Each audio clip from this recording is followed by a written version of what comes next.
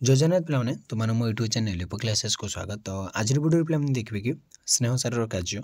तो पूर्व आम देखते पे स्नेहसार गठन और तार श्रेणी विभाग विषय में आलोचना करदे।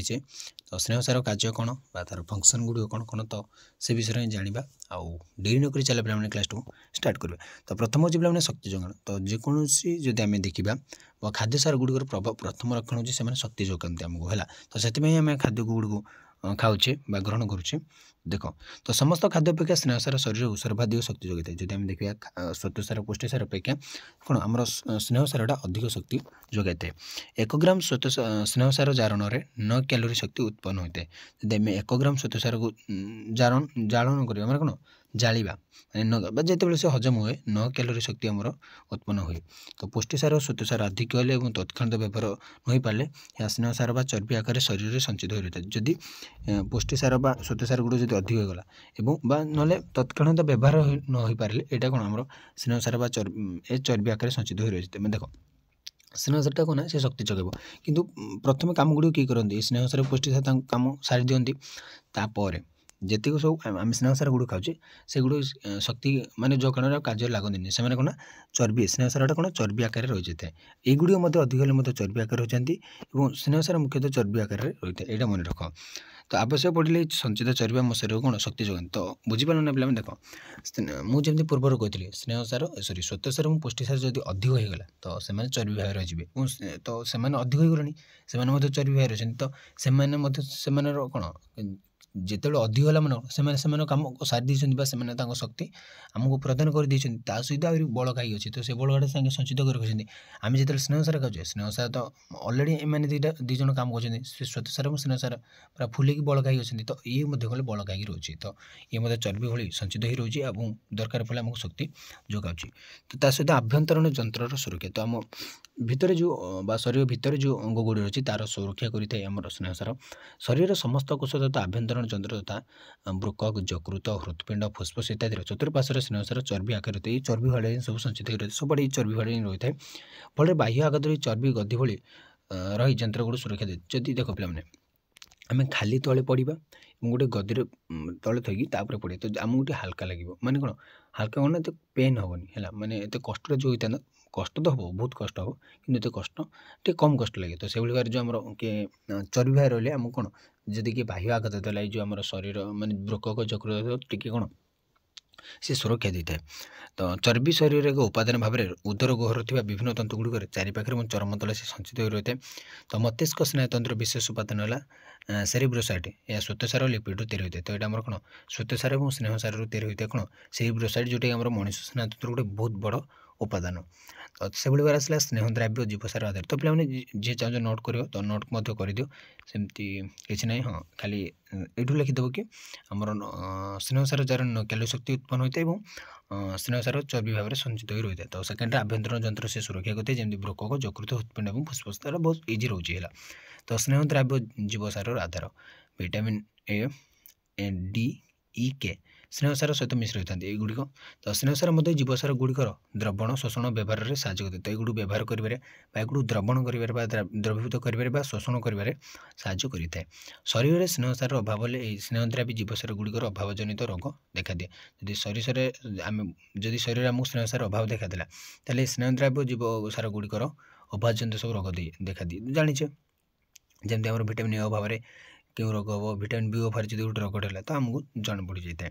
तो तृप्ति देख स्नेहसार खाद्य अधिक समय पाकस्थल रोथार आमको शीघ्र भोक लगे नहीं खाଇବା तृप्ति देते। जब आम खाईदेला से बहुत समय जाए पेट रही है और आमको कौन बहुत शांति लगी है। पेटा खाली रही न था पेटा पूरा फुल रही है आमको भल लगी है। आउ स्नेहसार अपेक्षा जदि आम देखा पुष्टिसार और कौन ना श्वेतसार तेल से कौन करते हैं जल्दी हजम हो जाती और से गोटे कौन शक्ति नियोजित जहाँफल आमको कौन तृप्ति मिले कौन आम गोटे भोकला भोकला ही लगी है। स्वाद वृद्धि स्नेहसार समस्त खाद्यर स्वाद वृद्धि करता है। बिना तेल और घीर प्रस्तुत खाद्य अपेक्षा तेल कि घीर व्यवहार कर खाद्य प्रस्तुत कले अधिक सुस्वादु होता है। तो समस्त जापारे पे जो खाद्य तेल टी पड़ी तो बहुत स्वादी होता है। माछ मांस कुकुड़ार चर्बी और तले बीजरे तेल ये खाद्य गुड़ स्वाद वृद्धि करता है। तो समस्त जाच पे तो तेल गुड़िकर बा स्नेहसार के गोटे भूमिका ग्रहण करते आम खाद्य है। ता सहित ताप रक्षा बा जो गरम थंडा एगुड़ जो ताप रक्षा बॉडी जो टेम्परेचरटा आम कहे सी मेंटेन करता है। चर्म तले चर्बीर एक आवरण भाव रही शरीर तापमात्रा रक्षा करे संगे संगे ताप प्रभाव अवरोध कर शीतल जलवायु शरीर को ताप शोषण करते। तो से टीवी जार टी चर्बी अंश अधिक थे शीत टी अधिक होना कारण कौन से चर्बी ही प्रतिरोध करदे अंतरनाली भितर या मसृण करें तो शरीर उत्ताप ह्रास होगा दे न कि खराब पे रही पारे जार टी चर्बी अच्छी से रहीपर से बहुत गरम हम है। तो देखले मैंने कौन आम शरीर ताप रक्षा करें आमर टेम्परेचरटा मेंटेन करें। तो अपरिहार्य स्नेहाम्ल जोगाण 18टी अंगारक और 2टी जुग्म बंधनी विशिष्ट लिनोलेइक अम्ल एक अपरिहार्य स्नेहाम्ल शरीर संश्लेषित हो पारे ये गोटे स्नेहाम्लटे है। तो ये आमर कौन ना फैक्टी एसिड जो स्नेहाम्ल कौन फैक्टी एसिड तो ये कौन संश्लेषित ये हो पारे ना तेणु खाद्य यह रहा निहाती आवश्यक या शारीरिक वृद्धि निमंते प्रयोजन होता है। तो ये मतलब दरकार तो दरकार होता है कि शरीर कौन संश्लेषित हो पारि न थाए। तो तार आसला फस्फोलिपिड जोगाण स्नायुतंतु ठारू आरंभ कर समस्त कोषरे फस्फोलिपिड रही है। तो चयापचन यार गुरुत्वपूर्ण भूमिका रही है खाद्य जो मेटाबॉलिज्म चयापचन आम जहाँ कहे तो से बहुत बड़ भूमिका रही है।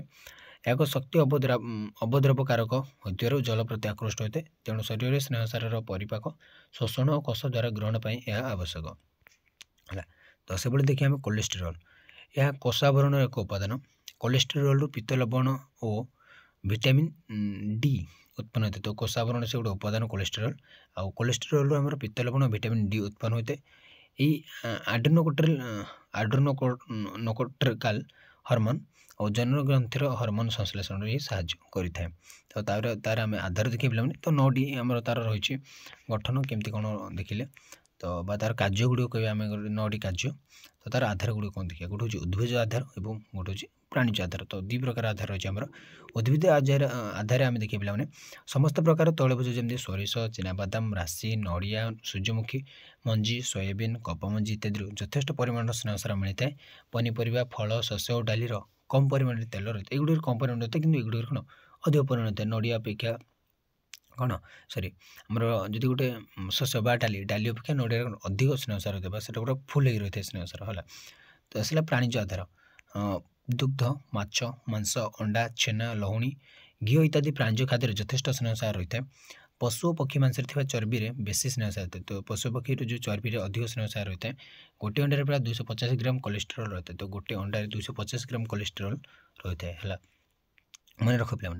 तो दैनिक आवश्यकता डेली रिक्वायरमेंटा के दरकार डेली आम खावा दरकार। तो आम खाद्य 25 ରୁ 30 भाग शक्ति स्नेहसार मिले आवश्यक। तो मन रख युड़िक ही तुम पिला नोट कर दियो कि ना तो जो अंडरलाइन पॉइंट जाक तो आम खाद्य कौन ना 25 ରୁ 30 भाग स्नेहसार मिले आवश्यक। तेणु प्रतिदिन 40 ରୁ 50 ग्राम स्नेहसार खाद्य खाଇବା आमको उचित। तो आमको श्वेतसार पुनः बढ़े बढ़े श्वेतसार अभ्यास जाइए। तो स्नेहसार टी देखा तेणु यहाँ पढ़ले समय गोटे गोटे भूल भाल जिते पे मैनेज करदेव। तो आमर कौन ना आम खाद्य कौन 25 ରୁ 30 भाग शक्ति स्नेहसार मिले आवश्यक। हाँ तो तेणु प्रतिदिन आम कौन 40 ରୁ 25 ग्राम स्नेहसार खाद्य रहा उचित। यार परिमाण शरीर आवश्यकता अनुसार परिवर्तित हो देखा शरीर आवश्यकता देखिए आम खावा दरकार। स्नेहद्राव्य जीवसार गुड़िकर पोषण निमंते दैनिक 15 ग्राम अपरिहार्य स्नेहाम्ल उद्भिद तैल ग्रहण करा उचित।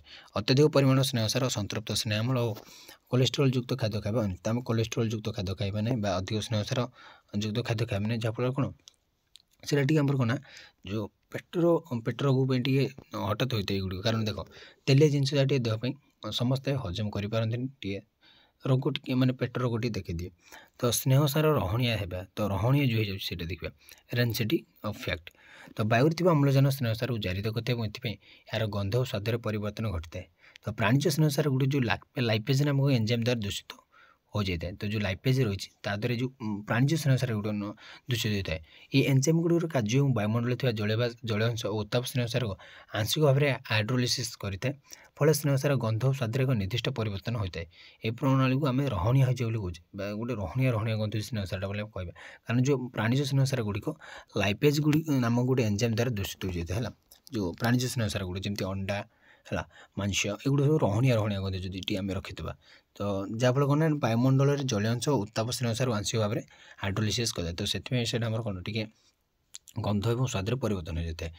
କୌଣସି ଧାତୁର ଉପସ୍ଥିତି କିମ୍ବା ସୂର୍ଯ୍ୟାଲୋକ ଏହି ପ୍ରକ୍ରିୟାକୁ ତ୍ୱରାନ୍ୱିତ କରିଥାଏ। ଯଦି ସୂର୍ଯ୍ୟାଲୋକରେ ପଡ଼ିଗଲେ ତ ଆହୁରି ସ୍ପିଡ଼୍ରେ ହେବ ଏହି ପ୍ରକ୍ରିୟାଟା, ଯେଉଁ ରହଣିଆ ଗନ୍ଧିବାଟା। ଏଠାରେ ଥିବା ଅମ୍ଳ ଯୁଗ୍ମ ବନ୍ଧନୀକୁ ଆକ୍ରମଣ କରି ପେରୋକ୍ସାଇଡ଼ରେ ପରିଣତ କରିଯାଇଥାଏ। ତେଣୁ ଅତୃପ୍ତ ସ୍ନେହ ଅମ୍ଳ ବା ଶୀଘ୍ର ରହଣୀୟ ହୋଇଯାଇଥାଏ। କେତେକ ତେଲରେ ଅକ୍ସିକରଣ ବିରୋଧୀ ଥିବାରୁ ଏହା ସହଜରେ ରହଣୀୟ ହେଉନାହିଁ। ତ 3 ପ୍ରକାର ରହଣୀୟ ହୋଇଥାଏ। ଗୋଟେ ହେଲା ହାଇଡ୍ରୋଲାକ୍ଟିକ୍, ଆଉ ଗୋଟେ ଅକ୍ସିଡେଟିଭ୍, ଆଉ ଗୋଟେ ହେଲା କିଟୋନିକ୍। ଏହି 3 ପ୍ରକାର ଆମର କ'ଣ ରହିଛି, ରହଣୀୟ ରହିଛି। ତ ହାଇଡ୍ରୋଲାକ୍ଟିକ୍ ରହଣୀୟ କ'ଣ ନା ଲାଇପେଜ୍ ନାମକ ଏଞ୍ଜାଇମ୍ ସାହାଯ୍ୟରେ, ଯେଉଁ ଲାଇପେଜ୍ ବୁଝିପାରୁଥିବେ ତ ଲାଇପେଜ୍ ହେଲା, ତ ଲାଇପେଜ୍ ନାମକ ଏଞ୍ଜାଇମ୍ ସାହାଯ୍ୟରେ ସ୍ନେହସାର ହାଇଡ୍ରୋଲିସିସ୍ ଫଳରେ ଏହି ରହଣୀୟ ହୋଇଯାଇଥାଏ। ଯେମିତି ଲହୁଣୀ, ଚର୍ବି, ନଡ଼ିଆ ତେଲ ଇତ୍ୟାଦି କମ୍ ଓଜନ ବିଶିଷ୍ଟ ସ୍ନେହମୂଳ ଅଣୁ ଲାଇପେଜ୍ ଦ୍ୱାରା ନଷ୍ଟ ହୋଇଥାଏ, ଫଳରେ ରହଣୀୟ ଗନ୍ଧ ହୋଇଥାଏ। ତ ଲହୁଣୀ, ଚର୍ବି ଏଗୁଡ଼ିକରେ ଆମର କ'ଣ ରହଣୀୟ, ବା ଏଟାକୁ କହିବା ଆମେ ହାଇଡ୍ରୋଲାକ୍ଟିକ୍ ରହଣୀୟ। ତାପରେ ଆସିଲା ଅକ୍ସିଡେଟିଭ୍ ରହଣୀୟ। ଅକ୍ସିଡେଟିଭ୍ ରହଣୀୟଟା କ'ଣ ନା ପିଲାମାନେ, ସାଧାରଣ ଭାବରେ ସବୁ ପ୍ରକାରର ତେଲ ଓ ଘିଅରେ ଏହି ପ୍ରକାରର ରହଣୀ ହୋଇଥାଏ। ତ ଯଦି ଆମେ ଦେଖିବା ସବୁ ପ୍ରକାରର ତେଲ ଏବଂ ଘିଅରେ ଏହି ପ୍ରକାର ରହଣୀୟ ରହିଥାଏ। ଏହା ସାଧାରଣତଃ ଅତୃପ୍ତ ସ୍ନେହସାରର ବନ୍ଧନକୁ ନଷ୍ଟ କରିଦେଇଥାଏ ହେଲା। ତ ଯେଉଁ ଅତୃପ୍ତ ସ୍ନେହସାର ବନ୍ଧନ ରହିଛି ତାକୁ ନଷ୍ଟ କରିଦେଇଛି ଆମର କିଏ, ଯେଉଁ ଅକ୍ସିଡେଟିଭ୍ ରହଣୀୟଟା। କେତେକ ଧାତୁ ତଥା ତମ୍ବା ଏହି ପ୍ରକ୍ରିୟାକୁ ତ୍ୱରାନ୍ୱିତ କରିଥାଏ। ଅମ୍ଳଜାନ ସ୍ନେହମୂଳ ଯୁଗ୍ମ ବନ୍ଧନୀକୁ ଆକ୍ରମଣ କରି ପେରୋକ୍ସାଇଡ଼ରେ ପରିବର୍ତ୍ତନ କରି ନଷ୍ଟ କରିଥାଏ ଏବଂ ରହଣୀୟ ଗନ୍ଧ ସୃଷ୍ଟି କରିଥାଏ। ତ ଏଗୁଡ଼ିକ ରହିଲା ଆମର କ'ଣ ନା ଅକ୍ସିଡେଟିଭ୍ ରହଣୀୟ, ମାନେ ଏଇଟା ସବୁ ପ୍ରକାର ତେଲ ଏବଂ ଘିଅରେ ଏଇ ରହଣୀୟ ଗନ୍ଧ ରହିଥାଏ। ଏଇଟା ତେଲ, ଘିଅରେ, ଏଇଟା ଆମର ଆସିଲା ଚର୍ବି, ଲହୁଣୀ, ନଡ଼ିଆରେ, ଏଇଗୁଡ଼ିକରେ ହେଲା। ଆଉ କିଟୋନିକ୍ ରହଣୀୟଟା କୋଉଠି ଥାଏ ପିଲା ଆମେ ଦେଖିଦେବା ନା ବିଭିନ୍ନ ପ୍ରକାରର କବକର କାର୍ଯ୍ୟ ହେତୁ ଏ ରହଣୀୟ ହୋଇଥାଏ। ତ ବିଭିନ୍ନ ଯେଉଁ କବକ ଗୁଡ଼ିକ, ଏମାନେ ସବୁ କବକ ଗୁଡ଼ିକ ଆକୁ ରହଣୀୟ ଗନ୍ଧ ସୃଷ୍ଟି କରନ୍ତି। ଯେମିତି ନଡ଼ିଆ ତେଲ ଓ ଅନ୍ୟ କେତେକ ତେଲରେ ଏ କବକ ଗୁଡ଼ିକ ଫିମ୍ପି ସୃଷ୍ଟି କରିଦିଅନ୍ତି ହେଲା। ତେଲ ଗୁଡ଼ିକରେ ମଧ୍ୟ ଫିମ୍ପି ତିଆରି କରିଦେବେ। କବକରେ ଥିବା ବିଭିନ୍ନ ଏଞ୍ଜାଇମ୍ ତେଲରେ ମିଶି କିଟୋନ୍ ସୃଷ୍ଟି କରି ତେଲକୁ ରହଣୀୟ କରିଦେଇଥାଏ ହେଲା। ତ ଏମାନେ କିଟୋନ୍ ଗୁଡ଼ିକ ସୃଷ୍ଟି କରି ତେଲକୁ ସେଇଟା ରହଣୀୟ କରିଦେଇଥାଏ। ତ ତାପରେ ଦେଖିବା ପିଲାମାନେ ଲିପିଡ୍ ବା ସ୍ନେହସାର ଅଭାବ ଜନିତ ନୈଦାନିକ ସ୍ୱରୂପ ହେଲା। ଯେତେବେଳେ ଅଭାବ ହେବ ସ୍ନେହସାର, ତ କ'ଣ କ'ଣ ସବୁ ଆମକୁ ରୋଗମାନ ଦେଖାଦେବ, ତ ସେ ବିଷୟରେ ଆମେ ଜାଣିବା ଏବେ। ଦୈନିକ ଖାଦ୍ୟରେ ଉପଯୁକ୍ତ ପରିମାଣରେ ସ୍ନେହସାର ନ ରହିଲେ, ତ ପିଲାମାନେ ଏଗୁଡ଼ିକ କ'ଣ ନା ଏଗୁଡ଼ିକ ମୁଁ ନୋଟ୍ କିଛି ଡାକୁନି, ଡାଇରେକ୍ଟ ସବୁଠି ତୁମେ ଲେଖିଦେବ। ବା ଏଠୁ ଯଦି 7ରୁ 8ଟା କିମ୍ବା 10ଟା ଦେଇଦେବ, ତୁମେ 6ରୁ 7ଟା ଭଲ ଭାବରେ ଲେଖିଦେବ। ତ ଯେଉଁଟା ଟିକେ ଇମ୍ପୋର୍ଟାଣ୍ଟ ତୁମକୁ ଲାଗିବ, ନହେଲେ ମୁଁ କହିଦେବି। ତ ଦୈନିକ ଖାଦ୍ୟରେ ଉପଯୁକ୍ତ ପରିମାଣରେ ସ୍ନେହସାର ନ ରହିଲେ ଶରୀରରେ ସଞ୍ଚିତ ଥିବା ସ୍ନେହସାର ଜାରଣ ଶକ୍ତି ନ ଦେଇଥାଏ। ବୁଝିପାରୁନ ପିଲାମାନେ, ଯଦି ଆମକୁ ଠିକ୍ ଭାବରେ ଖାଦ୍ୟ ନ ମିଳେ, ଆମେ ଭୋକିଲା ହେଲେ, ତ ଆମର ଯେଉଁ ଚର୍ବିଟା ଥିବ, ବଳକା ଥିବ, ସେଇଟା ଆମର କାମରେ ଲାଗିଯାଏ। ଏହାପରେ ମଧ୍ୟ ଶକ୍ତିର ଆବଶ୍ୟକତା ହେଲେ ତନ୍ତ୍ରରେ ଥିବା ପୁଷ୍ଟିସାର ଜାରଣ ହୋଇ ଶକ୍ତି ନ, ଯଦି ଆହୁରି ଦରକାର ହେଲା, ମାନେ ଆହୁରି ଆବଶ୍ୟକତା ହେଲା, ତାହେଲେ ଯେଉଁ ତନ୍ତୁରେ ଆମର ପୁଷ୍ଟିସାର ଅଛି ସେ ଜାରଣ ଘଟି ଆମକୁ ଶକ୍ତି ଯୋଗାଇବ। ଏହାଦ୍ୱାରା ଶରୀର କ୍ଷୀଣ ଓ ଦୁର୍ବଳ ହେଇଯାଏ। ଦେଖ ପିଲାମାନେ, ସେଥିପାଇଁ କ'ଣ ଆମେ ଯଦି କହୁନାହାନ୍ତି ନ ଖାଇଲେ ଦୁର୍ବଳ କ'ଣ ପାଇଁ ହେଇଯାଉଛନ୍ତି ନା, ଯେଉଁ ଖାଇବା ଦ୍ୱାରା କ'ଣ ସେ ସଞ୍ଚିତ ହୋଇ ରହି କ'ଣ ଆମ ଦେହଟା ଫୁଲି ଯାଉଛି, ଟିକେ ମାନେ କ'ଣ ମୋଟା ହେଇଯାଉଛି, ଆମେ ବା ଆମ ଚର୍ବି ବଢ଼ିଯାଉଛି। ଯଦି ଆମେ ନ ଖାଇବା ତ ସେଗୁଡ଼ିକ କ'ଣ ଜାରଣ ଘଟିକି ଆମ ଶକ୍ତି ଯୋଗାଇ ଦେଉଛି। ତ ସେଥିପାଇଁ ଆମେ କ'ଣ ଦୁର୍ବଳ ହୋଇପଡ଼ୁଛେ। ତ ଖାଦ୍ୟରେ ସ୍ନେହସାର ଅଭାବ ହେଲେ ସ୍ନେହଦ୍ରବ୍ୟ ଜୀବସାର ଯଥା vitamin A, D, E, K ଜୀବସାର ଗୁଡ଼ିକ ଶୋଷିତ ବ୍ୟବହୃତ ହୋଇପାରେ ନାହିଁ। ତ ସେଭଳି ଭାବରେ କ'ଣ ଯକୃତରେ ପିତ୍ତ ଲବଣର ଅଭାବ ଦେଖାଯାଏ। ଶିଶୁମାନଙ୍କର ଅତ୍ୟାବଶ୍ୟକ ସ୍ନେହମୂଳର ଅଭାବରେ ତ୍ୱଥା ଦେଖାଯାଏ ହେଲା। ଏଥିରୁ ଚର୍ମରୁ ଜଳୀୟ ଅଂଶ କମିଯାଏ। ଯେଉଁ ଚର୍ମ ରହିଛି ଆମର, ତ ସେଠୁ ଜଳୀୟ ଅଂଶଟା କମିଯାଇଥାଏ ଏଇ ରୋଗ ଦ୍ୱାରା। ତ ବୟସ୍କ ବ୍ୟକ୍ତିଙ୍କର ଚର୍ମ ମଧ୍ୟ ସ୍ନେହସାର ଅଭାବରେ ଶୁଷ୍କ ବା ଲାଳବନ ହୋଇ ଫାଟି ଯାଇଥାଏ। ଦେଖିବ ପିଲାମାନେ, ବୟସ୍କ ବ୍ୟକ୍ତିମାନଙ୍କର, ଆଈମାନଙ୍କର ବା ଜେଜେମାମାନଙ୍କର ବା ଜେଜେବାପାମାନଙ୍କର ଦେଖିବ ସବୁ ଶୁଷ୍କ ହୋଇ ଲାଳବନ ହୋଇ ଫାଟି ଯାଇଥିବ। ମାନେ କ'ଣ ପାଇଁ ନା ତାଙ୍କର ସ୍ନେହସାରଟି ଅଭାବ ହେଲା। ତ ସେମାନେ ମଧ୍ୟ ସ୍ନେହସାର ଖାଦ୍ୟ ଖାଇଲେ ହଜମ କରିପାରିବେ ନାହିଁ, ତାଙ୍କର ଏଜ୍ ଏବେ ସେଇଟା ନାହିଁ। ତ ମୁଣ୍ଡରେ କେଶ ବିବର୍ଣ୍ଣ ହୋଇ ଉପୁଡ଼ି ଯାଇଥାଏ, ମୁଣ୍ଡରେ ରୁପି ହେଇଯିବ, ସବୁ ମୁଣ୍ଡରେ ରୁପି ବିଭିନ୍ନ ପ୍ରକାର ବିବର୍ଣ୍ଣ ହେଇଯିବ। କ୍ଷତ ଆରୋଗ୍ୟ ହେବାରେ ବିଳମ୍ବ ହୁଏ, ମାନେ କ'ଣ କ୍ଷତଟା ଜଲ୍ଦି କ'ଣ ଆରୋଗ୍ୟ ହୁଏ ନାହିଁ ବା ଭଲ ହୁଏ ନାହିଁ। ଶିଶୁମାନଙ୍କର ଶରୀର ବୃଦ୍ଧିର ପ୍ରତିବନ୍ଧକ, ମାନେ ହାଇଟ୍ ଏତେ ଜଲ୍ଦି ବଢ଼େ ନାହିଁ। ସଂକ୍ରମଣ ପ୍ରତି ସମ୍ବେଦନଶୀଳତା ବୃଦ୍ଧି ପାଇଥାଏ। ଆଙ୍ଗୁଠିର ଅଗ୍ରଭାଗ ଏବଂ ଚର୍ମର ଚୋପା ଛାଡ଼ି ଫାଟି ଯାଇଥାଏ। ଚର୍ମର ଉଜ୍ଜ୍ୱଳତା କମିଯାଇଥାଏ। ବାହୁର ଉପର ଅଂଶ ପଶ୍ଚାତ ପାଖରେ ଛୋଟ ଗଣ୍ଠି ଦେଖାଯାଏ। ଚକ୍ଷୁ, ପାଟି, ଗଳା ସବୁ ମାନେ ଶୁଖି ଯାଇଥାଏ ହେଲା। ପାଟି, ଗଳା ଏଗୁଡ଼ିକ ତୃଷା ବୃଦ୍ଧି ପାଇଥାଏ, ଖାଲି ଶୋଷ ଲାଗେ। ବିଭିନ୍ନ ପ୍ରକାରର ଏଲର୍ଜି ବା ଏକ୍ଜିମା ବା ଶ୍ୱାସ ରୋଗ ସବୁ ଦେଖାଯାଏ। ଆଣ୍ଠୁଗଣ୍ଠି କଠିନ ହୋଇ ଯନ୍ତ୍ରଣା ଦାଦ ହୋଇଥାଏ। ତ କେତେଟା ଏ ଭିତରୁ ମନେ ରଖିଦେବ, ଯେମିତି ଚକ୍ଷୁ, ପାଟି, ଗଳା ଶୁଷ୍କ ହୋଇଯିବା, ତାପରେ ଚର୍ମର ଉଜ୍ଜ୍ୱଳତା କମିଯିବା, କ୍ଷତ ଆରୋଗ୍ୟ ହେଲେ ବିଳମ୍ବ ହେବ, ବା ଶିଶୁମାନଙ୍କର ଶରୀର ବୃଦ୍ଧିର ପ୍ରତିବନ୍ଧକ, ଆଉ ବୟସ୍କ ବ୍ୟକ୍ତିଙ୍କର ଚର୍ମରେ ଶୁଷ୍କ ଲାଲବନ ବା ଫାଟିଯିବ। ତା ସହିତ କ'ଣ ନା ଯକୃତରେ ପିତ୍ତ ଲବଣର ଅଭାବ ଦେଖାଦେବ। ତ ଏଇଗୁଡ଼ିକ ତୁମେ ସବୁ ଲେଖିଦେବ 3-4ଟି ପଏଣ୍ଟ। ତ ସ୍ନେହସାର ଅଧିକ ହୋଇଗଲା ପିଲାମାନେ କ'ଣ ହେବ ଦେଖିବା। ଶରୀରରେ ଚର୍ବି ଜମିଯାଇ ପୃଥୁରାକାର ହୋଇଯାଏ। ଏହା ମେଦବହୁଳତା ଅନେକ ରୋଗର କାରଣ। ତାପରେ ଆମେ କହିବା ବେଶୀ ମୋଟା ହେଇଯାଉଛି ବା ଓବେସିଟି ବୋଲି କହୁନାହାନ୍ତି ପିଲାମାନେ, ଓବେସିଟି ମାନେ ଟିକେ ମୋଟା ହେଇଯିବା, ମୋଟାପଣ ଦେଖାଦେବ। କୋଲେଷ୍ଟ୍ରଲ୍ ବୃଦ୍ଧିର ହୃଦଯନ୍ତ୍ର ଓ ଧମନୀ ରୋଗ, ଆମ ଯେଉଁ ହୃଦଯନ୍ତ୍ର ବା ହାର୍ଟ और जो आम धमनी गुड़ी रही तो सेगुड़ी रोगाक्रांत हो जाती। अधिक स्नेहसार हेतु आमर कौन शरीर में अम्लर परिमाण वृद्धि पाई था। या एसिडोसिस बोली कहुए। एसिडोसिस जो एसिडिटी बोली कहते सीटा तार गोटे कारण। स्नेहसार अधिक ट्राइग्लिसराइड वृद्धि पाए हृदय रोग होबार संभावना अधिक रही है। उच्च कोलेस्टेरोल रोगी नाम त्वचाक्षत जनित रोग होता है। तो अत्यधिक स्नेहसार हेल्ले धमनी स्नेहाम्ल जमाई नामक धमनी रोग होता है। विभिन्न प्रकार कौन रोग आमको देखादेव। तो ये धमनी संकुचित हो रक्त प्रवाह में बाधा सृष्टि करें। तो आज पे क्लास 2 हूँ आम यूनिट सरला। तो पे मतलब क्षमा करदे मु यूनिट 2टी यूनिट अच्छी तुमको कहीदी। तो बर्तमान आम 3टी यूनिट अच्छी। तो मोर मन ना टे मोर टे देखी नी। तो आम यूनिट 2 आज शेष है। तो यूनिट 3 गौणपुष्टि रही है मुख्य पुष्टि गौणपुष्टि। तो मोबाइल टोटाली 2टा ही अच्छी जो चैप्टर। तो मत क्षमा करदेव और देखिए यूनिट 3 आम देखिए कभर करने चेष्टा करवा। ये चैप्टर बा यूनिट 2 केतोटी इंपोर्टेंट क्वेश्चन मु कहीदेवी है। तो केतोटा सिलेक्टेड क्वेश्चन कहीदेवी क्यों टाइप क्वेश्चन आसो। आज भी क्लास 2 रोचे पे रोचे। जय जगन्नाथ।